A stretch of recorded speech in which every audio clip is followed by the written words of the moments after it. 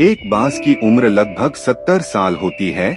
जब वह 40 साल का होता है तब एक परेशानी उसकी जिंदगी में मौत बनकर आती है, जो आपकी परेशानियों की तुलना में बहुत बड़ी होती है, क्योंकि 40 साल की उम्र में बाज की चोंच इतनी मुड़ जाती है कि उसे शिकार निगलने में बहुत परेशानी होती है। उसके पंख भारी हो जाते हैं, छाती से चिपकने लगते हैं, जिससे उड़ना बहुत मुश्किल हो जाता है।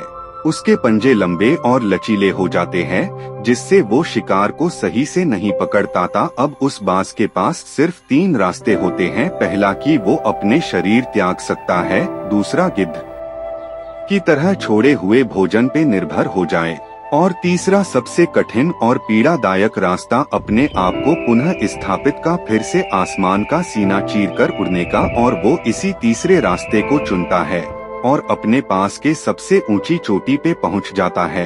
वहां पर अपना घोंसला बनाता है और फिर शुरू होता है परेशानियों को जड़ से उखाड़कर आसमान में उड़ने का सफर। वह अपनी चोंच को एक चट्टान पर मार मार कर तोड़ देता है, लहूलुहान हो जाता है और इंतजार करता है नई चोंच के आने का।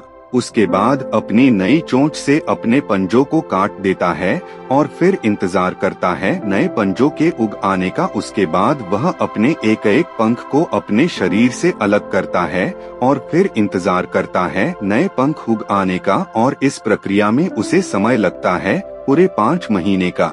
इन 5 महीनों के कड़ी तपस्या से एक बाज का पुनः जन्म होता है। वो फिर से तैयार हो जाता है आसमान का सीना चीरकर उड़ने के लिए। जो 3 रास्ते बाज के पास थे, वही 3 रास्ते आपके पास होते हैं। लेकिन कुछ लोग पहले रास्ते को चुनते हैं और परेशानियों के तले दबकर सुसाइड कर लेते हैं। ज्यादातर लोग दूसरे रास्ते को चुनते हैं। वो परेशानियों का बोझ पड़ते ही अपने लक्ष्य को छोड़कर एक नॉर्मल लाइफ जीने लगते हैं। और कुछ वो लोग भी होते हैं जो इस परेशानियों को लात मारकर अपनी मेहनत के दम पर बाज की तरह आसमान की बुलंदियों को छूते हैं। दोस्तों, बाज की यह ट्रेनिंग हमें बहुत बड़ी सीख देती है कि अगर रिस्क लेना पड़े तो लोकी अपने फील्ड में अपने आप को इतना ट्रेंड कर लो कि उस फील्ड में आपसे ऊपर उड़ने के बारे में सोचकर लोगों के पसीने छूट जाए, तभी आप अपने फील्ड के बादशाह कहलाओगे।